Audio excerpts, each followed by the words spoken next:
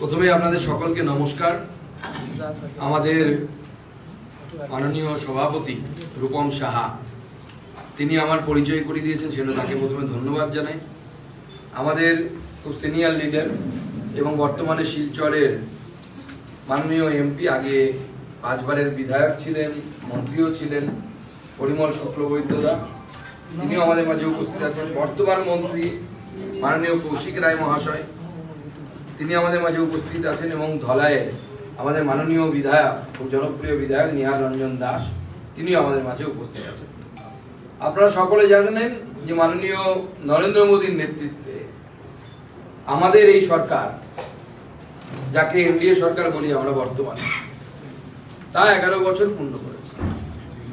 তো এই 11 বছরে কি কি পরিবর্তন এসেছে তাকে যেমন সংখ্যা তত্ত্ব দিয়ে বিশ্লেষণ করা যায়, অর্থাৎ কত রাস্তা ছিল এখন কত হয়েছে, কত আইআইটি ছিল কত এখন আইআইটি হয়েছে, কিন্তু তার থেকেও আরো একটা বিষয় আছে যেটাকে অনুধাবন করার বিষয়, সেটা সংখ্যা তত্ত্ব দিয়ে বোঝা যায় না। সেটা নরেন্দ্র মোদীর এই সরকার কি করতে পেরেছে। আপামর ভারতবাসী, সে আমাদের এদিকের কামরূপ থেকে শুরু করে এদিকে কচ্ছ পর্যন্ত, বা কাশ্মীর থেকে কন্যাকুমারিকা পর্যন্ত, যে 1000 বছর ধরে আমরা পরাধীন থাকার ফলে যে জাতিটা অনেকটা নুব্জ হয়ে গেছিল, অনেকটা মানে ঘাড় ঝুলে গেছিল, কনফিডেন্সের অভাবে ভুগছিলাম আমরা, সেই জাতিটাকে মেরুদণ্ড সোজা করে দাঁড়িয়ে গোটা বিশ্বের সামনে বলতে শিখিয়েছে, এস উই ক্যান, আমরা পারি করতে। এবং গোটা বিশ্বের সামনে একটা অদ্ভুত ভারতবর্ষের ছবি গেছে। আমি একটা পুরনো জিনিসের উদাহরণ দিয়ে শুরু করতে চাই। যখন কোভিডের মহামারী চলছিল, সেই সময় মাঝে এক সময় বিজ্ঞানীরা বললেন যে একটা ট্যাবলেট আছে বা একটা ওষুধ আছে, হাইড্রক্সি অক্সিক্লোরোকুইনিন, সেটা খেলে পরে নাকি কোভিড হবে না। জেনারেলি এটা আগে ম্যালেরিয়াতে ব্যবহৃত হতো, পরবর্তী সময় আর্থারাইটিসের ট্রিটমেন্টেও ডাক্তারবাবুরা ব্যবহার করেন। তো যখন সবাই ভারতবর্ষ থেকে, যেহেতু ভারতবর্ষ প্রচুর ম্যানুফ্যাকচার করে হাইড্রক্সি ক্লোরোকুইনিন, সবাই ভারতবর্ষ থেকে চাইতে শুরু করলো। আমেরিকাও বললো আমাদেরকে দিতে হবে। তো ছোট একটা দেশ ব্রাজিল, তারাও চেয়েছিল যে আমাদের ভারতবর্ষ যেন আমাদেরকে হাইড্রক্সি অক্সিক্লোরোকুইনিন পাঠায়। ভারতবর্ষের প্রধানমন্ত্রী, যেরকম আমরা ভ্যাকসিন মৈত্রী করেছি, সেরকম কোভিডের সময় তিনি পাঠালেন। সেটা বড় কথা নয়, ভারতবর্ষ পৃথিবীর অনেক দেশে পাঠিয়েছে। কিন্তু বড় কথাটা কি, ব্রাজিলের তৎকালীন রাষ্ট্রপতি তিনি ভারতবর্ষকে ধন্যবাদ জানালেন, ভারতবর্ষ প্রধানমন্ত্রীকে ধন্যবাদ জানালেন। কিভাবে ধন্যবাদ জানালেন? উনি একটা ফটো টুইট করলেন।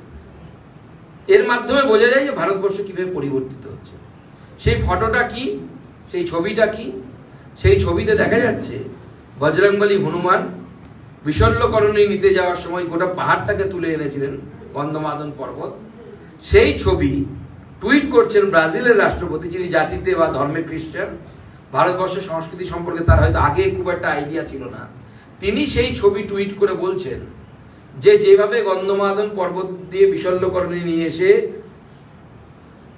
ভাই লক্ষণের জীবন বজরংবলী বাঁচিয়েছিলেন, ঠিক সেইভাবে নরেন্দ্র মোদী এবং নরেন্দ্র মোদীর 140 কোটির ভারত ব্রাজিলকে হাইড্রক্সি ক্লোরোকুইনিন দিয়ে জীবন বাঁচাচ্ছে বা বাঁচিয়েছেন। That is the difference. আমরা এই 11 বছরে আমরা এটা করতে পেরেছি। ভারতবর্ষের প্রতি বিশ্বের যে তাকানো, দেখা, সেই দেখার দৃষ্টিটা পরিবর্তিত হয়েছে। আমরা মানুষকে দুভাবে দেখি, কেউ এইভাবে দেখি, কেউ এইভাবে দেখি। তাদের সামাজিক স্তরের উপর নির্ভর করে বেশিরভাগ মানুষ এইভাবে দেখে। সেরকম রাষ্ট্রেরও, প্রত্যেকটি রাষ্ট্রেরও সেই ধরনের স্ট্যাটাস থাকে যার উপর নির্ভর করে সেই রাষ্ট্রকে দেখা হয়।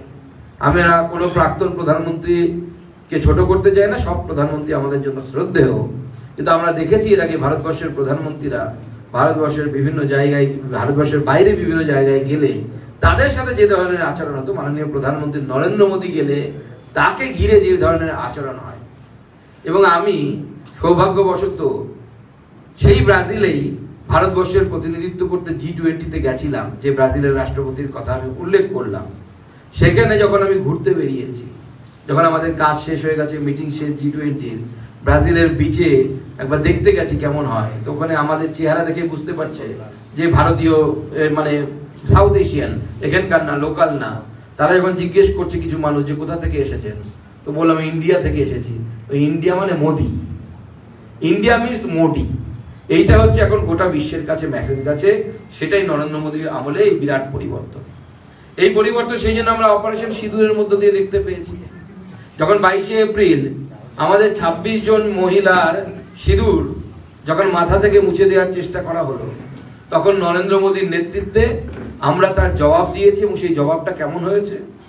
পাকিস্তানের ভেতরে ঢুকে 100 কিলোমিটার ভেতরে পর্যন্ত ভারতবর্ষের মিসাইল দিয়ে স্ট্রাইক করেছে, এবং তারপরে 9খানা জঙ্গি ঘাঁটি সেটা ধ্বংস হয়েছে।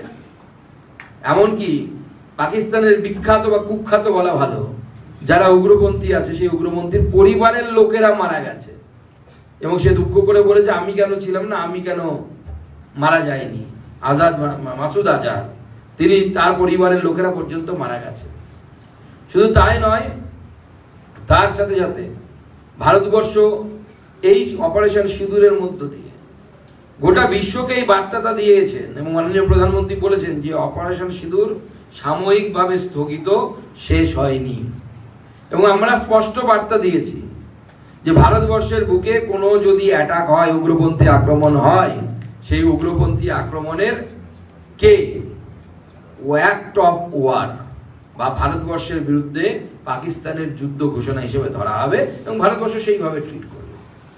এই অপারেশন সিঁদুরের আরেকটা অ্যাসপেক্ট আছে, খুব গুরুত্বপূর্ণ অ্যাসপেক্ট। সেই অপারেশনের গুরুত্বপূর্ণ অ্যাসপেক্ট হচ্ছে ভারতবর্ষ এই যে যুদ্ধটা লড়েছে, ভারতবর্ষ এর আগে অনেক যুদ্ধ লড়েছে। পাকিস্তানের সাথে জিতেছি আমরা তিনখানা যুদ্ধে, চীনের সাথে আমরা যুদ্ধ লড়েছি। কিন্তু এই প্রথমবার ভারতবর্ষ যুদ্ধ লড়লো, তার যে সমস্ত হাতিয়ার, অস্ত্রশস্ত্র ব্যবহার হয়েছে, সেই অস্ত্রশস্ত্রগুলো মূলত ভারতে তৈরি। ব্রহ্মোস মিসাইলের নাম শুনেছেন আপনারা?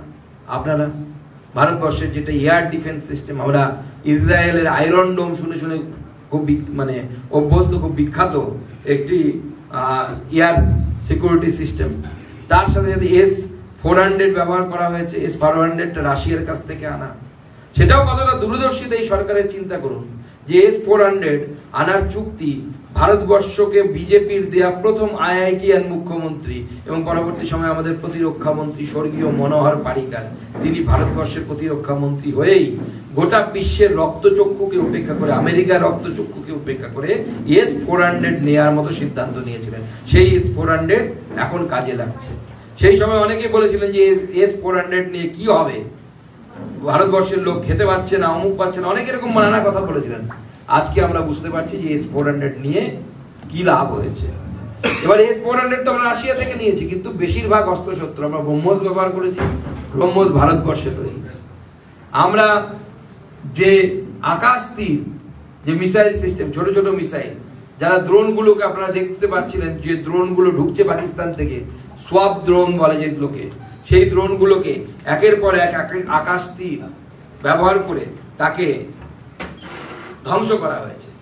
এবং এটা শুধু তাই নয়, ভারতবর্ষ যখন পাকিস্তানের যে বিমান বাহিনী ধ্বংস করেছে, তার ছাপ গিয়ে পড়েছে আমাদের আরেক প্রতিবেশী দেশ, তাদের অস্ত্র ব্যবসার উপরে। 9% শেয়ার ডাউন হয়ে গেছে চায়নার যে সমস্ত সামরিক অস্ত্র তৈরির কারখানাগুলো আছে, সেই কোম্পানিগুলোর। তার পরিপ্রেক্ষিতে বিশ্বের অনেক দেশ ভারতবর্ষ থেকে ব্রহ্মোস কেনার জন্য আবেদন করছে, ভারতবর্ষ থেকে ব্রহ্মোস নেওয়ার চেষ্টা করছে। এবং এটা বিগত বেশ কয়েক বছর ধরে হচ্ছে। ভারতবর্ষকে মূলত মনে করা হতো যে অস্ত্রশস্ত্র বা প্রতিরক্ষা খাতে আমরা আমদানিকারী দেশ, রপ্তানি আমরা খুব একটা করতে পারতাম না বা পারি না, এই হিসেবে ধরা হতো ভারতবর্ষকে। কিন্তু বিগত দিনে নরেন্দ্র মোদীর নেতৃত্বে এবং তার সাথে আমাদের মাননীয় প্রতিরক্ষা মন্ত্রী রাজনাথ সিং এর পরিকল্পনায় এই ভারতবর্ষের মধ্যে একটা বিরাট পরিবর্তন এসেছে। আমরা সরকারে আসার আগে ভারতবর্ষ যে পরিমাণ অস্ত্রশস্ত্র অর্থাৎ প্রতিরক্ষা সরঞ্জাম রপ্তানি করত, তা বর্তমানে তা 34 গুণ বেড়েছে। আমি যদি টাকার অঙ্কে হিসেব করি, টাকার অঙ্কটা হচ্ছে 23,600 22 কোটি টাকার রপ্তানি এই মুহূর্তে ভারতবর্ষ করছে, যেটা আগে ভাবাই যেত না, এবং 34 গুণ এটা বেড়েছে। এটা আমার মনে হয় নরেন্দ্র মোদী সরকারের বিরাট বড় প্রাপ্তি। ঠিক এইভাবে ভারতবর্ষ তার নাগরিকদেরকে বিভিন্ন জায়গা থেকে সময়ে যখন দুঃসময় এসেছে সেইখান থেকে ইভ্যাকুয়েশন অর্থাৎ বের করে নিয়ে আসা, সেটা রাশিয়া ইউক্রেনের যুদ্ধ ভারতবর্ষের প্রধানমন্ত্রীর রিকোয়েস্টে বন্ধ হয়েছিল ভারতবর্ষের ছাত্রছাত্রীদেরকে বের করে আনার জন্য। এটা একটা বিরাট বড় অ্যাচিভমেন্ট বলে আমার মনে হয়। শুধু তাই নয়, সেই সময় আমরা দেখেছিলাম পাকিস্তানের ছাত্রছাত্রীরাও তারা যাতে বাইরে বেরিয়ে আসতে পারে, তারা ভারত মাতা কি জয় স্লোগান দিতে দিতে রাশিয়া থেকে বেরোচ্ছিল, যাতে তাদেরকে ভারতীয় স্টুডেন্ট মনে করে তাদেরকে সহজে সেখান থেকে বের হতে দেওয়া হয়। এটা পরিবর্তিত ভারতবর্ষ, যা নরেন্দ্র মোদীর মাধ্যমে আমরা এনেছি। এছাড়া কোভিড-19 সময় যে কোনোখান থেকে আনা হোক, বা আফগানিস্তানে যে উদ্ভূত পরিস্থিতি হয়েছিল, সেখান থেকে শিখদের পবিত্র ধর্মগ্রন্থ গুরু গ্রন্থ সাহেবকে নিয়ে সেখান থেকে নিয়ে আসা হোক, মাননীয় প্রধানমন্ত্রীর নেতৃত্বে এই কাজ আমাদের সরকার করেছে। আমাদের মাননীয় গৃহমন্ত্রী অমিত শাহজির নেতৃত্বে এবং মাননীয় প্রধানমন্ত্রীর মার্গদর্শনে গোটা ভারতবর্ষের নকশাল যে ইনফেস্টেড এরিয়া যাকে বলে, বা নকশাল আন্দোলনের দ্বারা প্রভাবিত যে জেলা, সেই জেলার সংখ্যা 70%, বা সেই এরিয়া, ভারতবর্ষের এরিয়া যদি হিসেব করি যে কতগুলো এলাকা নকশাল প্রভাবিত ছিল, সেই এলাকা প্রায় 70% কমে গেছে বিগত 11 বছর। এছাড়াও ইকোনমিক এবং ডিজিটাল ট্রানজাকশনে ভারতবর্ষ একটা রেকর্ড করেছে। আপনারা সবাই জানেন যে 24 লাখ কোটি টাকা পর্যন্ত ডিজিটাল ট্রানজাকশনের মাধ্যমে ভারতবর্ষে এই মুহূর্তে ব্যবহৃত হচ্ছে, ডিজিটাল ট্রানজাকশন মোডে ব্যবহৃত হচ্ছে। বিশেষ করে আমাদের যে ইউপিআই সিস্টেম, যার মাধ্যমে আমরা টাকা লেনদেন করি, আমরা কোনো সবজির দোকানে বা কোনো মুদির দোকানে গিয়ে স্ক্যান করে, কিউআর কোড স্ক্যান করে আমরা টাকা দিয়ে দিই, বিল মেটাই। এটা একটা বিরাট বড় যুগান্তকারী পরিবর্তন ভারতবর্ষের অর্থনীতিতে। এই অর্থনীতির ভাষাতে যাকে বলা হয় ইনফর্মাল ইকোনমি থেকে ফর্মাল ইকোনমির দিকে যাওয়া। অর্থাৎ যে ইকোনমিতে এতদিন পর্যন্ত আমাদের ইকোনমির ম্যাক্সিমাম পার্টটা ছিল যে ইনফর্মাল ইকোনমি, অর্থাৎ যে অর্থনীতিতে আপনার যে আদান প্রদান হচ্ছে অর্থের, তার কোনো লেখাজোখা থাকে না। তার ফলে ব্ল্যাক মানির সংখ্যা ভারতবর্ষে দিনের পর দিন বাড়ছিল। তারপরে নোটবন্দি হয়েছে, আপনারা জানেন। তার পরবর্তী সময়ে ব্ল্যাক মানির সংখ্যা দেশে ক্রমাগত কমছে, এবং যত ফর্মাল ইকোনমির দিকে আমরা যাব তত বেশি ব্ল্যাক মানির সংখ্যা কমবে, এবং এর ফলে দেশের জনগণের লাভ হবে, এবং যে দেশের জনগণ এর ফলে এই ট্যাক্সের লাভ পাবে। আমরা যদি দেখি যে একটা সরকার, যে সরকার 2014 সালের আগে ছিল ইউপিএ 1 এবং ইউপিএ 2, আমরা কি দেখতাম সেই সরকারের? প্রতিদিন পেপারে, টিভিতে কোনো না কোনো ঘোটালার গল্প শোনা যেত। কোনো না কোনো ঘোটালা, 2G, 3G, জিজাজি, কোলগেট, এমন কোনো নেই যে কোনো ঘোটালা হয়নি। এ থেকে জেড অবধি যদি বলা যায়, কংগ্রেসের আমলে সমস্ত কিছু ঘোটালা হয়েছে। এমনকি কমনওয়েলথ গেম নিয়ে ঘোটালা হয়েছে, এবং সেই ঘোটালা আপনারা শুনলে পর্যন্ত অবাক হয়ে যাবেন। একটা ছাতা কিনতে ধরুন 10,000 টাকা লাগে, ও ডেলি 3,000 টাকায় ছাতা ভাড়া নিয়ে আনা হয়েছে 1 মাসের জন্য। মানে আপনার 30,000 টাকা খরচ করছেন, অথচ 10,000 টাকা দিয়ে সেই ছাতাটা কিনে নিতে পারতেন। আমি একটা এক্সাম্পল দিয়ে বোঝালাম। এই ধরনের একের পর এক, সুরেশ কালমার্ডির নাম সেই সময় এসেছিল, এরকম একের পর এক দুর্নীতির অভিযোগ। এমনকি আমি যে জিজাজি স্ক্যামের কথা বললাম, এমনকি গান্ধী পরিবারের সদস্যদের প্রতি পর্যন্ত অভিযোগ উঠেছে স্ক্যামের। আমাদের ভারতবর্ষের প্রধানমন্ত্রী 11 বছর সরকার পার করার পরেও ভারতবর্ষের প্রধানমন্ত্রীর প্রতি আমাদের বিরোধীদের আঙুল তোলার পর্যন্ত ক্ষমতা নেই যে কোনো অর্থনৈতিক করাপশনের কথা কোনো বিরোধীরা কেউ বলতে পারে। মাননীয় প্রধানমন্ত্রীর নীতি না খাউঙ্গা না খানে দুঙ্গা, এই নীতি নিয়ে আমরা চলছি, এবং আমাদের সরকার স্বচ্ছ, এবং তার জন্য জেমের মতো ওয়েবসাইট এনেছে সরকারি কাজে। এই জেম ওয়েবসাইট থেকে এখন সরকারি প্রকিউরমেন্ট সব থেকে বেশি হয়, সরকারি জিনিসপত্র সব থেকে বেশি কেনা হয় এই জেম অনলাইনের মাধ্যমে। তার ফলে দুর্নীতি আমরা দূর করতে পেরেছি। কোন এক সময় আমাদের প্রধানমন্ত্রী, প্রাক্তন প্রধানমন্ত্রী রাজীব গান্ধী বলেছিলেন যে আমি দিল্লি থেকে 1 টাকা পাঠালে 15 পয়সা জনগণের কাছে পৌঁছই, মাঝখানের বাকি টাকাটা উধাও হয়ে যায়। তার হাত থেকে বাঁচার জন্য মাননীয় প্রধানমন্ত্রীর নেতৃত্বে নরেন্দ্র মোদীর সরকার ডাইরেক্ট ট্রান্সফার বেনিফিট বা ডিবিটি, ডাইরেক্ট বেনিফিট ট্রান্সফার, সেইটা শুরু করেছে এবং তার ফলে এর মাধ্যমে 44 লক্ষ কোটি টাকা ডাইরেক্টলি বেনিফিশিয়ারিজ অর্থাৎ উপভোক্তাদের দেওয়া হয়েছে। আমাদের আসাম সরকারও প্রচুর এই ধরনের প্রকল্প চালায়।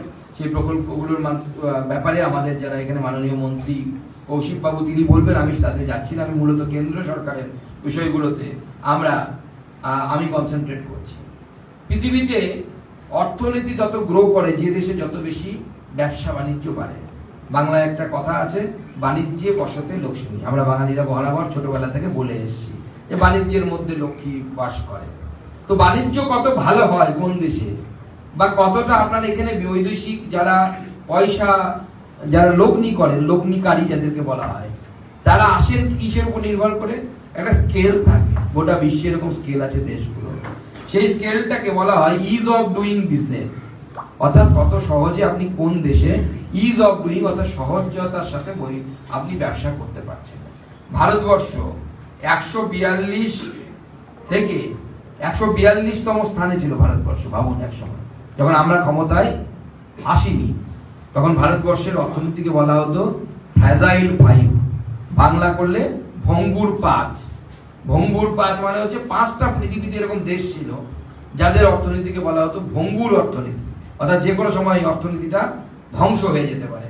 সেইখান থেকে নরেন্দ্র মোদীর নেতৃত্বে আমরা 5ম এবং তারপরে এই মুহূর্তে 4র্থ বৃহত্তম অর্থনীতিতে পরিণত হয়েছে। আর যে ইজ অফ ডুইং বিজনেস বললাম, 142তম স্থান ছিল গোটা বিশ্বে আমাদের, সেখান থেকে আমরা 63তম স্থানে উঠে এসেছি।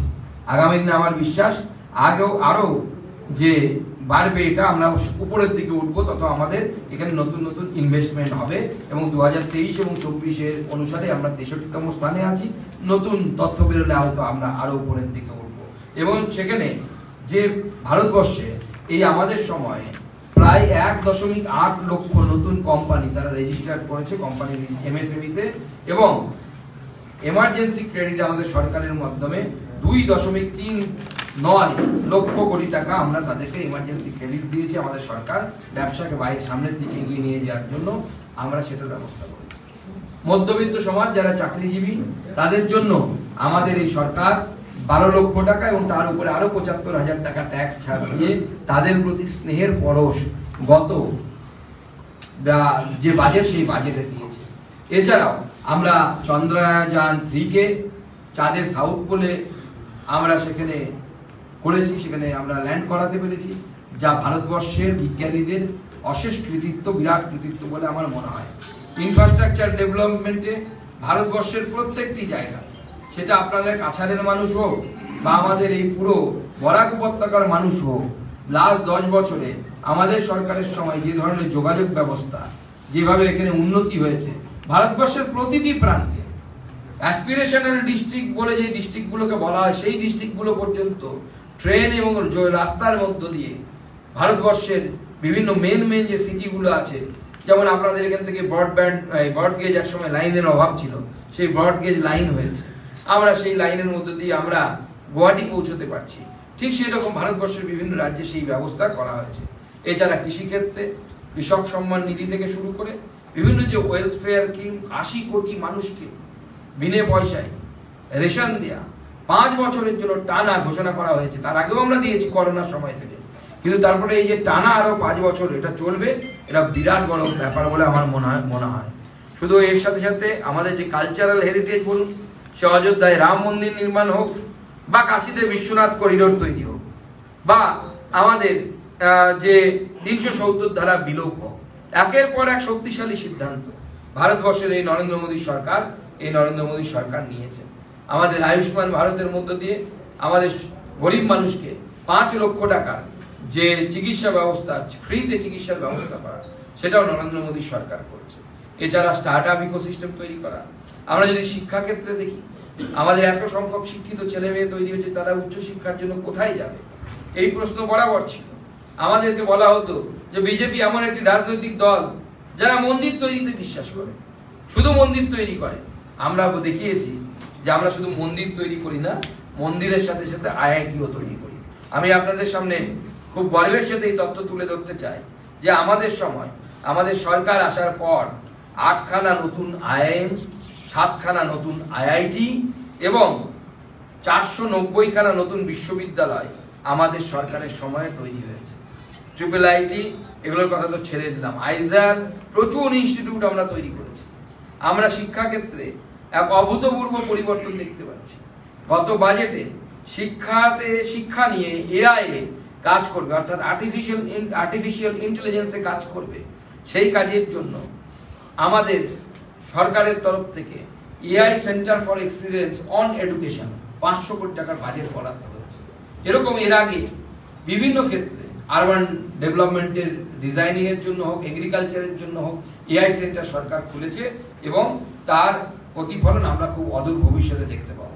আমি বিশেষ করে শিক্ষা ক্ষেত্রে এবং ডোনার মিনিস্ট্রির ক্ষেত্রে আমি উল্লেখ করব, ডোনার মিনিস্ট্রিও তার ইনসেপশনের পর থেকে ডোনার মিনিস্ট্রিকে যেভাবে কাজ করার সুযোগ আমরা দেখেছি, বিশেষ করে উত্তর পূর্বে আমাদের সরকার আসার পর, ভারতবর্ষের প্রধানমন্ত্রী নরেন্দ্র মোদী হওয়ার পর মাননীয় প্রধানমন্ত্রী স্বয়ং নিজে উত্তর পূর্বে 60 বারের বেশি এসেছেন, যেটা ভারতবর্ষের এতদিন অর্থাৎ নরেন্দ্র মোদীর আগে যত প্রধানমন্ত্রী হয়েছে তাদের সকলের নর্থ ইস্ট ভিজিটকে যদি আমরা যোগ করি, তাও নরেন্দ্র মোদী একা তাদের সবার থেকে বেশিবার নর্থ ইস্ট ভিজিট করেছেন। 700 বার কোনো না কোনো মন্ত্রী নর্থ ইস্টে এসেছে, 700 বার। আমারই 5-6 বার হয়ে গেল, আমার মন্ত্রী হওয়া মনে হয় এখন 1 বছর হয়নি, 5-6 বার আমার আসা হয়ে গেল নর্থ ইস্টে। প্রত্যেক মন্ত্রীকে বলা আছে তারা নর্থ ইস্টে ভিজিট করবে। শুধু তাই নয়, আপনারা কিছুদিন আগে হয়তো টিভিতে দেখেছেন, দিল্লিতে রাইজিং নর্থ ইস্ট সামিট হয়েছে। সেই সামিটে আপনাদের মুখ্যমন্ত্রী, মাননীয় প্রধানমন্ত্রী এবং নর্থ ইস্টের প্রত্যেকটি রাজ্যের মুখ্যমন্ত্রী সেখানে উপস্থিত হয়েছিল এবং তার সাথে বিপুল পরিমাণ ইনভেস্টমেন্ট নর্থ ইস্ট ক্যাচ করছে। নর্থ ইস্ট এখন আগামী দিনে নর্থ ইস্ট ভারতবর্ষের গ্রোথ ইঞ্জিন হতে পারে। মাননীয় প্রধানমন্ত্রীর নেতৃত্বে আমরা নর্থ ইস্টের রাজ্যগুলিকে বিজনেসের জন্য কতটা উপযুক্ত তুলে ধরার জন্য দিল্লির বুকে অষ্টলক্ষ্মী উৎসব করেছি। এই অষ্টলক্ষ্মী উৎসব মাননীয় প্রধানমন্ত্রীর নেতৃত্বে হয়েছে। আমার থাকার সৌভাগ্য হয়েছিল মন্ত্রী হিসেবে। মাননীয় মন্ত্রী জ্যোতিরাদিত্য সিন্ধিয়া ছিলেন, আপনাদের মুখ্যমন্ত্রীরা ছিলেন।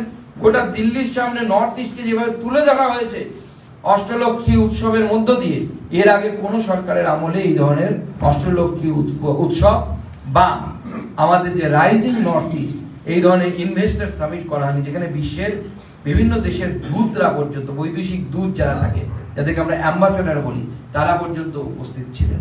তারা সেখানে উপস্থিত ছিলেন, আপনাদের মুখ্যমন্ত্রীরা উপস্থিত ছিলেন এবং ভারতবর্ষের তাবর ইনভেস্টার আদানি গ্রুপের কর্ণধার তিনি উপস্থিত ছিলেন, রিলায়েন্স গ্রুপের কর্ণধার মুকেশ আম্বানি তিনি উপস্থিত ছিলেন।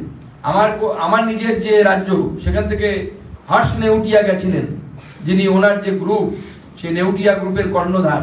আরো আপনাদের উত্তর পূর্ব থেকে যারা ইনভেস্টার আছেন তারা গেছিলেন এবং এইভাবে গোটাও এই নর্থ ইস্টকে উপরের দিকে তুলে ধরার জন্য প্রচেষ্টা মাননীয় প্রধানমন্ত্রীর নেতৃত্বে বিগত 11 বছর হয়েছে এবং এই স্বল্প সময়ে এত কাজ বলে শেষ করা সম্ভব নয়। আমিও সবটা বলতে পারলাম না, কিন্তু সময়ের একটা মর্যাদা আছে, তাই আমি আর বেশি কিছু বলবো না। আসাম রিলেটেড যদি কিছু বলার থাকে আমাদের আসামের যারা মাননীয় মন্ত্রী আছেন অহমের, তারা বলবেন। আমি আপনাদের সকলকে আরেকবার ধন্যবাদ জানাবো এবং আসুন আপনাদের কাছ মাধ্যমে আমি আমাদের বরাক উপত্যকার এবং অসম প্রদেশের সকল অধিবাসীদেরকে আমি আহ্বান জানাবো, মাননীয় প্রধানমন্ত্রীর নেতৃত্বে আমরা 2047 সালে বিকশিত ভারত তৈরি করার যে স্বপ্ন দেখেছি, এই স্বপ্ন গোটা ভারতবাসীর স্বপ্ন, 140 কোটি ভারতবাসীর স্বপ্ন। আপনি হয়তো রাজনৈতিকভাবে অন্য রাজনৈতিক দলের মতাদর্শে বিশ্বাস করতে পারেন, মাননীয় প্রধানমন্ত্রীর সাথে পলিটিক্যালি ডিফার করতে পারেন, আমার সাথে ডিফার করতে পারেন, কিন্তু এই স্বপ্নটা 140 কোটি ভারতবাসীর সবার একটি স্বপ্ন হওয়া উচিত। আমাদের মধ্যে পলিটিক্যাল ডিফারেন্স থাকতে পারে, আমাদের মধ্যে মতানৈক্য থাকতে পারে, কিন্তু এই লক্ষ্য নিয়ে কারো মধ্যে মতভেদ বা মতভেদ থাকা উচিত নয়, মতৈক্য থাকা উচিত এবং সকলে মিলে আমরা সেই লক্ষ্য হাসিল করার জন্য কাঁধে কাঁধ মিলিয়ে আমরা সামনের দিকে এগিয়ে যাই। আপনাদের মাধ্যমে আমি বরাক উপত্যকা সহ সকল অধিবাসীদেরকে এই আহ্বান জানিয়ে আমার বক্তব্য এখানে মানে আমার প্রেস মিট এখানেই শেষ করছি। এরপরে যদি আমাদের সম্মানীয় মন্ত্রী যদি কিছু অ্যাড করতে চান অসম প্রদেশ রিলেটেড, সেটা আমি তাকে অনুরোধ করব অ্যাড করার জন্য। সকলকে অসংখ্য ধন্যবাদ।